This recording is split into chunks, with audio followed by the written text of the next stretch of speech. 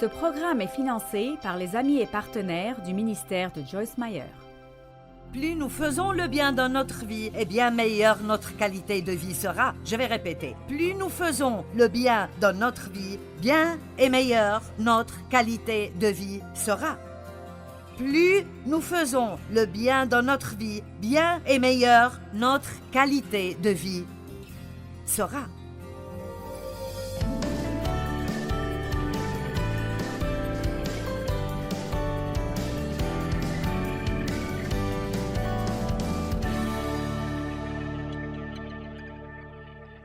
Je veux vous parler aujourd'hui de comment profiter au maximum de votre vie. Avoir le plus grand maximum que vous puissiez avoir. Être toujours préoccupé par ce que nous n'aimons pas en nous-mêmes, ou toutes les choses que nous pensons être mauvaises en nous, nous gardent centrés sur nous-mêmes. Le saviez-vous? Rester centré sur ce qui ne va pas en vous n'est pas une chose sainte. Je pense que parfois la religion nous fait penser que c'est une bonne chose que de se sentir mal envers nous-mêmes. Nous devrions pleurer nos péchés, mais nous devrions également recevoir le pardon des péchés et aller de l'avant. Et si vous ne faites pas ça, il vous sera impossible d'aider qui que ce soit. Je veux vous raconter une histoire que ma fille a partagée avec moi ce matin. C'est arrivé avec elle et elle m'a donné la permission de la partager avec vous. Elle est avec nous dans cette conférence. Elle est ma fille, ce qui veut dire que peut-être dans sa tête ou aux yeux des gens, elle devrait se comporter extrêmement bien. Et elle a fait une saute d'humeur hier. Elle s'est mise en colère à propos de quelque chose de personnel, mais elle a sorti sa colère sur ses enfants. Êtes-vous passé par là? Vous êtes vraiment frustré à ce sujet? Mais vous n'êtes pas prêt à y faire face, alors maintenant vous vous prenez sur quelqu'un d'autre parce que Dieu essaye de travailler à l'intérieur de vous. J'ai fait ça pendant des années. Alors, Sandy a un passé chargé avec des problèmes de condamnation, des problèmes de légalisme et beaucoup d'œuvres de la chair, et Dieu a fait un travail magnifique en elle, surtout dans les 2 dernières années en particulier. Et il a vraiment travaillé. Je l'ai vu, je suis témoin. Il a vraiment libéré de la condamnation. Et quand je dis que vous êtes libre de la condamnation, cela ne veut pas dire que vous n'allez plus jamais faire de mauvaises choses, mais cela signifie que vous avez compris. C'est comme, d'accord, Dieu savait qui il aurait quand il m'a choisi. J'aime Dieu. Je ne suis pas là où je dois être, mais je ne suis pas là où j'étais. Mon objectif est de me lever chaque jour, de faire un peu de progrès. Et même si parfois j'ai l'impression de faire marche arrière, ou parfois je dois faire marche arrière, je ne vais pas laisser cela m'arrêter. Je vais juste continuer et continuer jusqu'à arriver là où Jésus veut que je sois. Elle a dit, voici ce qui s'est passé. Hier, après cette crise d'humeur, j'étais presque arrivée à l'amphithéâtre. Donc, elle arrivait ici.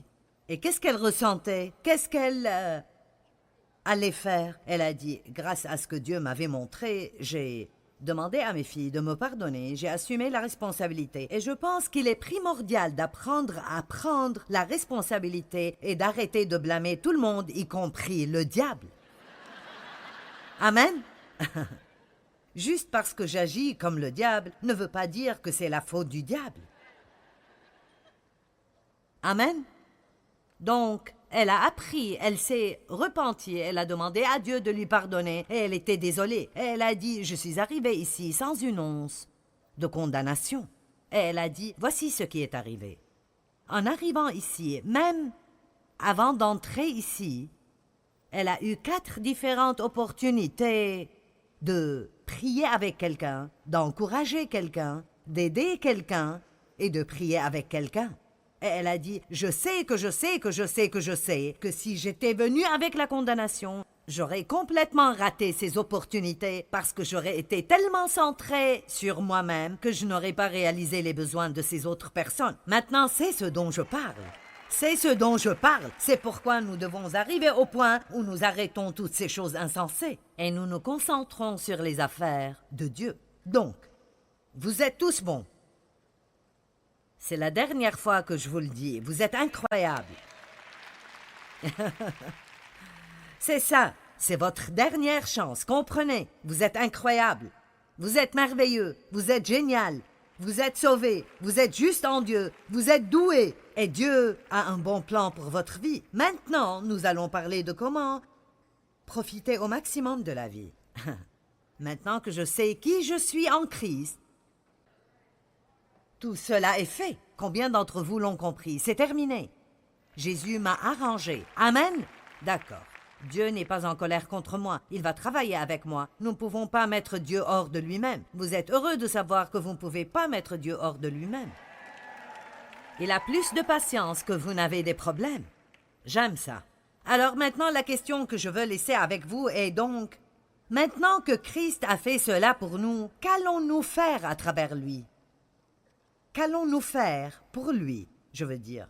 Allons-nous le laisser nous utiliser? Allons-nous le laisser travailler dans nos pensées? Travailler à travers notre volonté? Nous devons apprendre à sentir ce qu'il ressent et vouloir ce qu'il veut, et ensuite laisser Christ être visible à travers nos corps physiques, afin que nous puissions être une bénédiction.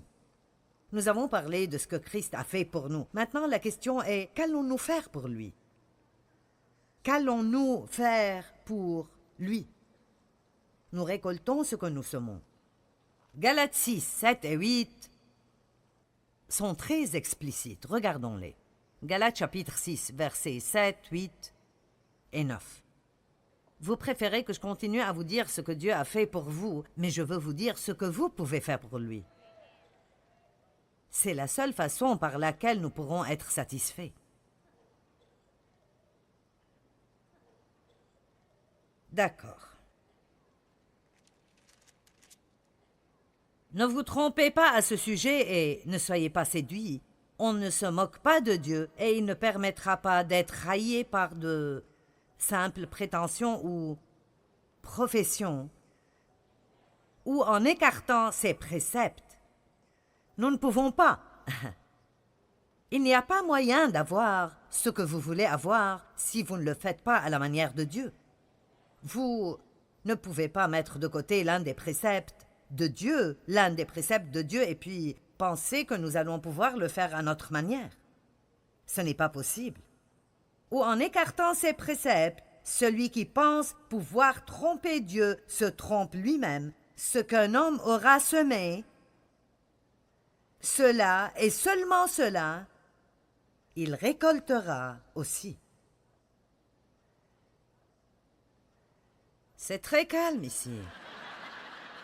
Car celui qui sème pour sa chair, sa nature propre inférieure, récoltera la ruine, la décomposition et la destruction. Donc, si je marche dans la chair, qui est une combinaison des parties de mon âme et de mon corps non crucifié, quand la Bible emploie le terme « la chair », elle parle de ces parties de nous, les parties que nous n'avons pas soumises à Dieu. Si je marche dans la chair, alors je vais amasser la ruine, la décomposition et la destruction. Je ne peux rien avoir d'autre. Si toutefois je marche dans l'esprit ou je suis la direction du Saint-Esprit, comme nous l'avons déjà dit, alors je vais récolter la vie et la vie éternelle. Si nous marchons selon l'esprit, nous allons avoir la meilleure vie que nous puissions avoir. Si nous marchons dans la chair, pour être honnête, vous pourrez aller au ciel, mais vous n'allez pas jouir du trajet. Vous pourrez toujours aller au ciel, mais vous ne pourrez prendre personne avec vous. Je dis toujours que j'étais sur mon chemin vers le ciel, mais je n'avais aucune bonne influence sur qui que ce soit. Je ne prenais personne avec moi, et peut-être même que j'empêchais certains d'y aller, et cela n'est pas très bon. Donc, le verset 7. Ne vous y trompez pas, on ne se moque pas de Dieu. Celui qui sème pour sa chair moissonnera la ruine, la décomposition et la destruction. Celui qui sème pour l'esprit moissonnera la vie éternelle. Et ne nous laissons pas et ne négligeons pas de faire le bien et d'agir avec noblesse, car au moment convenable, en la propre saison, nous moissonnerons si nous ne nous relâchons pas et nous ne devenons point lâches et abandonnons. Donc j'ai cela ancré profondément dans mon cœur et je sais que je sais cela. Je me moque de combien la vie de quelqu'un peut être chamboulée si vous commencez à choisir de faire la bonne chose avec l'aide du Saint-Esprit. Et à chaque fois que nous choisissons de faire la bonne chose, Dieu va nous aider. Et à chaque fois que nous choisissons de faire le mal, le diable nous aidera.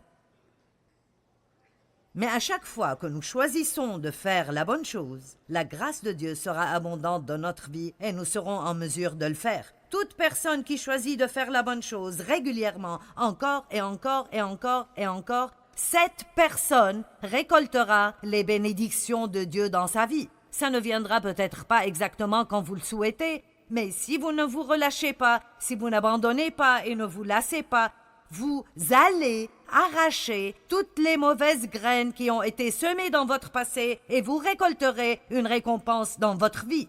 Ce n'est pas ce que vous faites de bien une fois dans votre vie qui fait la différence. C'est ce qu'on fait de bien encore et encore et encore et encore et encore. Est-ce que quelqu'un ici est prêt pour le long terme? Parce que vous voyez, je sens fortement qu'il est important pour moi d'être réel avec vous. Et je ne veux pas seulement vous voir tout enthousiasmé et que vous quittiez motivé. Je veux que vous quittiez d'ici énergétique. Et j'aime terminer avec un grand « Hey !»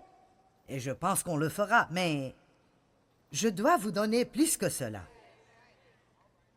Parce que quand ce sera fini et vous rentrez chez vous et il n'y aura plus les projecteurs ni la musique et vous revenez au même truc que vous avez laissé, si vous ne comprenez pas ce que j'essaye de vous dire aujourd'hui, c'est que vraiment, vous avez juste eu quelques frissons et du bon temps, mais rien ne va changer de façon permanente. Donc, vous devez comprendre que lorsque vous allez rentrer chez vous, vous devez être prêt à faire les choses dont on a parlé ce week-end, et nous allons en parler plus dans un moment. Et je ne veux pas que ça sonne négatif, mais vous devez être prêt pour l'opposition, car le diable va essayer de vous empêcher de faire ces changements. Vous voyez, vous n'êtes plus enthousiasmé par ça, allez. Je veux dire, il va vous résister et s'opposer à vous. Et l'apôtre Paul a dit « Une large porte d'opportunité est ouverte à moi et avec elle de nombreux adversaires. » Mais si vous êtes persistant, si vous dites « Démon, va te faire pendre, je ne vais pas abandonner. » J'ai déjà été prévenu à l'avance que tu allais venir après moi et tu es perdant. J'ai déjà lu la fin du livre. J'ai déjà lu la fin du livre et tu es déjà un ennemi vaincu. Et tout ce que j'ai à faire est de te mettre à ta place.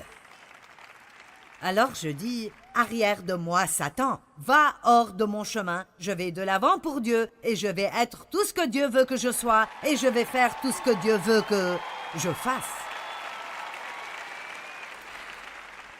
Et c'est très important que nous apprenions à avoir cette attitude de foi agressive.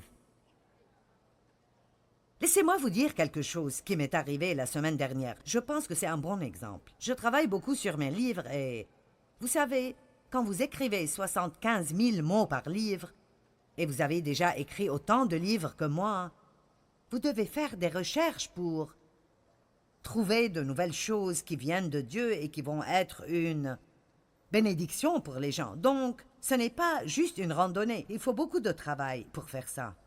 Et donc, naturellement, quand vous travaillez dur, vous voulez voir de bons fruits. Et spécialement pour une personnalité comme la mienne, je suis motivée par l'accomplissement. Je suis très orientée vers un but et puis j'ai besoin de voir des résultats. J'ai besoin de voir les fruits et je pense que nous tous avons besoin de ça. Mais la plupart des personnalités de type colérique sont vraiment comme ça. Vous savez, je continue à travailler tant que je vois un peu de progrès et un peu de résultats. Mais quand je n'en vois pas, alors il est facile de se décourager. Donc, un nouveau livre est sorti et on m'a dit que il ne vendait pas beaucoup. L'éditeur était anxieux, le bureau ne recevait pas autant de commandes que nous avions normalement. Comme, bien, quel est le problème?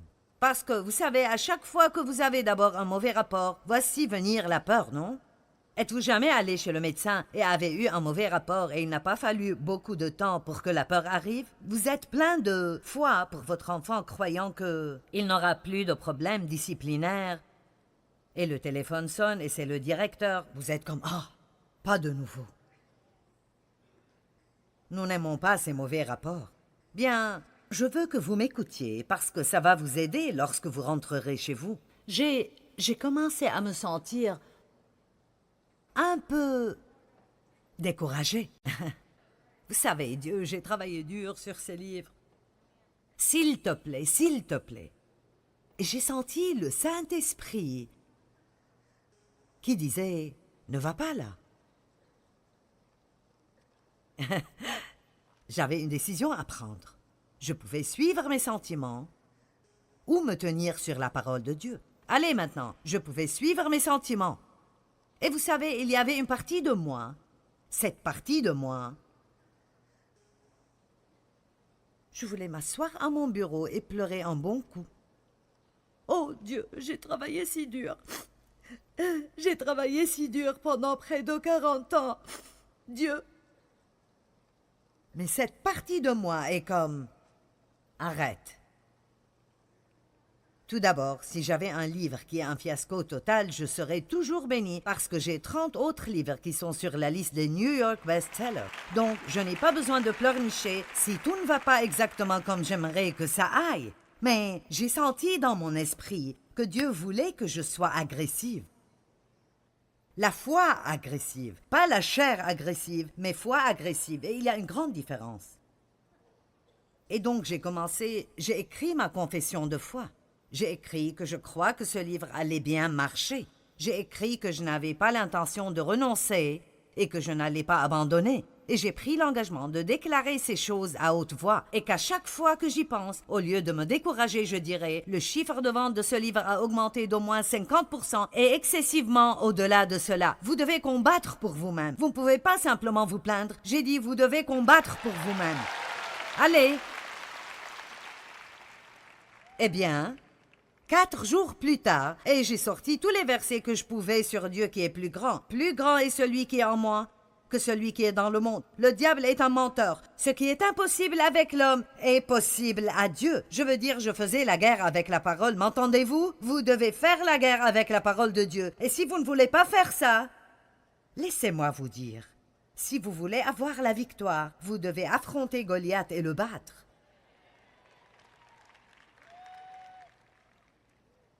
Hein? J'ai demandé à Dieu de m'aider. Parfois, quand vous demandez à Dieu de vous aider, il vous donne quelque chose à faire. Je veux dire que j'ai demandé à Dieu de m'aider et il m'a dit de semer une offre supplémentaire et peut-être de donner quelques affaires qui sont très précieuses pour moi. Sème une graine et que ce soit une semence de qualité. Allez, donnez quelque chose que vous voudriez vraiment conserver. Semez et croyez-moi pour une récolte. Ne m'obligez pas à aller vous pousser. Je vais vous laisser entrer dans ma vie personnelle pour...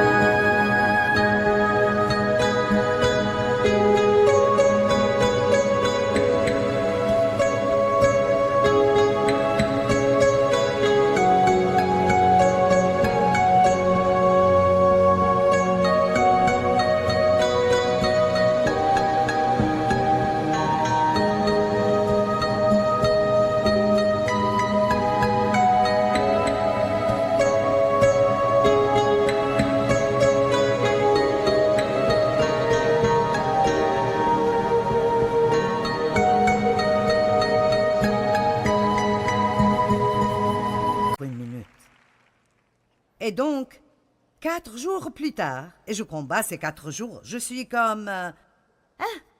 J'avais déjà pris ma décision, mais Dieu, je vais faire de mon mieux, je vais combattre de la meilleure façon. Je te fais confiance, mais je vais faire la part que tu m'as donné de faire.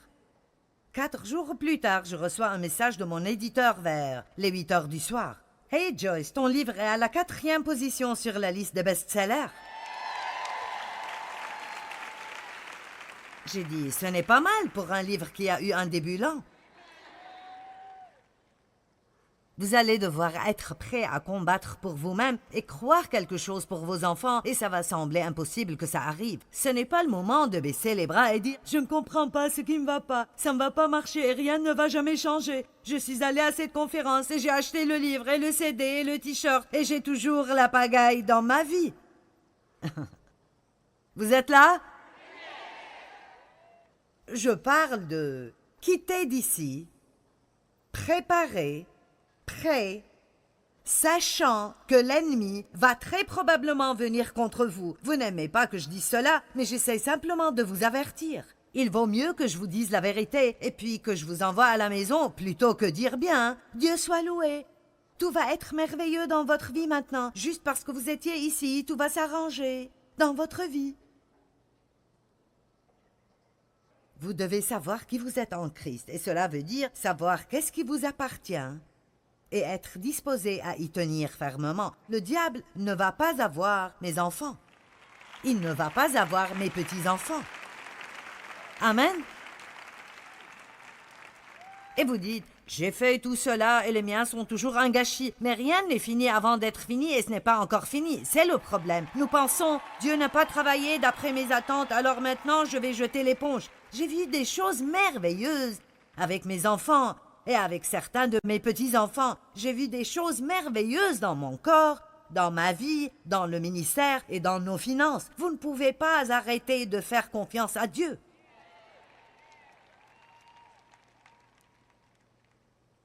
Lorsqu'il a dit aux disciples de monter dans la barque, dans Marc chapitre 4, ils ont pris le bateau et il a dit « Passons de l'autre côté ». J'aime cela. Passons de l'autre côté. Quand Dieu dit quelque chose, il entend ce qu'il dit. Eh bien, ils sont sortis au milieu du lac et cette tempête de proportions ouraganesques a frappé et Jésus faisait la sieste. Eh bien, n'est-ce pas gentil? Vous êtes-vous jamais senti dans une tempête alors que Dieu prend une sieste? Parfois, il le fait exprès, juste pour voir comment nous allons réagir, juste pour nous étirer un peu. Pour être honnête, c'était un bon petit test pour moi. C'était bon pour moi de passer par ça pour aller plus profondément et dire non, je ne vais pas renoncer et je ne vais pas abandonner. Je vais croire pour la meilleure vie que l'on puisse avoir. Et lorsque je travaille dur, je m'attends à avoir de bons résultats et il n'y a rien de mal à cela et vous devez être comme ça aussi. Lorsque vous travaillez dur et vous semez beaucoup de bonnes semences, vous avez droit à une récolte et il faut commencer à vous attendre à cette récolte dans votre vie.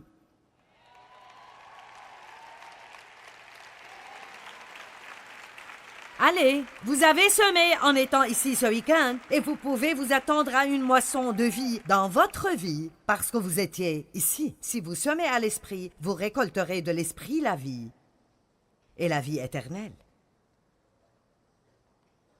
Vous ne pouvez pas abandonner quand vous êtes au milieu du lac et il y a une tempête. Jésus n'a pas dit « Prenons le bateau et allons au milieu et noyons-nous ».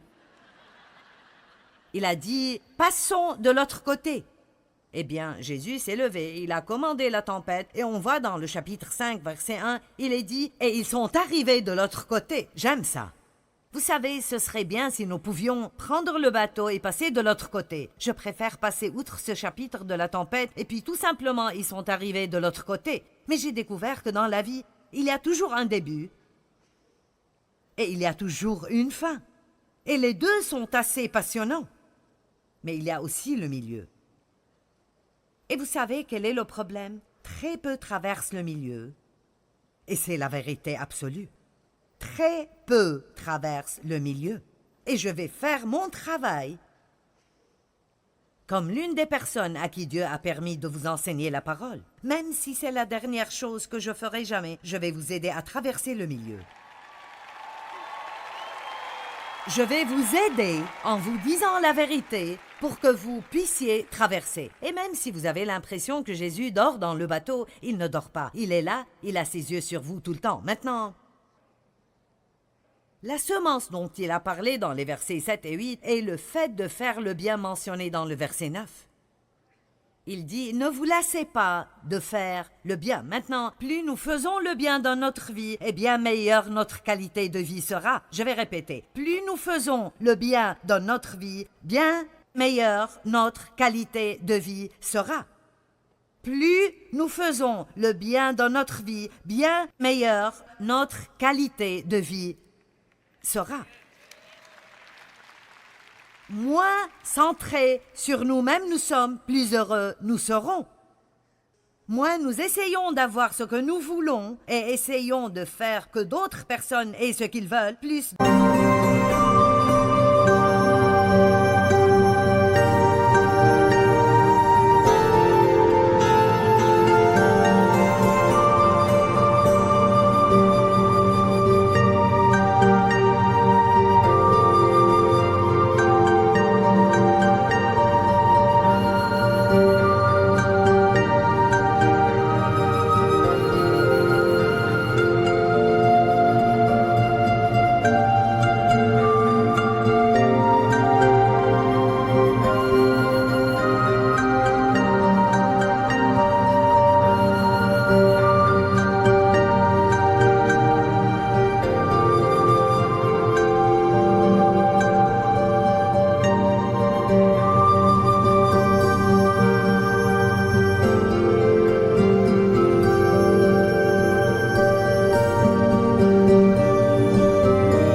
nous donnera ce que nous voulons et nous n'aurons pas à lutter pour l'obtenir. Ça résultera comme fruit. Êtes-vous là? Bien, maintenant, pour avoir le meilleur de la vie, nous devons suivre la direction du Saint-Esprit. Et c'est si important pour moi que vous alliez chez vous, prêts à vraiment écouter et suivre le Saint-Esprit. Non pas suivre l'Esprit Saint quand ça nous convient et c'est facile et vous sentez que vous en avez envie. Je veux dire, suivez la direction du Saint-Esprit dans les petites choses et les grandes choses. Le lundi, le mardi, le mercredi, vous n'avez pas un jour de congé le jeudi, vous continuez le vendredi, le samedi, le dimanche, au travail, à l'église, à la maison, vous suivez la direction du Saint-Esprit. Et laissez-moi vous dire que vous pouvez même passer une année à suivre la direction du Saint-Esprit et vraiment semer de bonnes graines dans votre vie de tous les jours. Et vous pourriez revenir ici dans un an et me faire un rapport et me dire « Mon Dieu, je ne peux pas croire à quel point ma vie s'est améliorée. » Peu importe par quoi on pourrait passer à l'heure actuelle, nous allons avoir le meilleur de la vie si nous ne renonçons pas et n'abandonnons pas au milieu de la tempête. Tout ce que nous commençons, passons par le milieu pour arriver à la fin.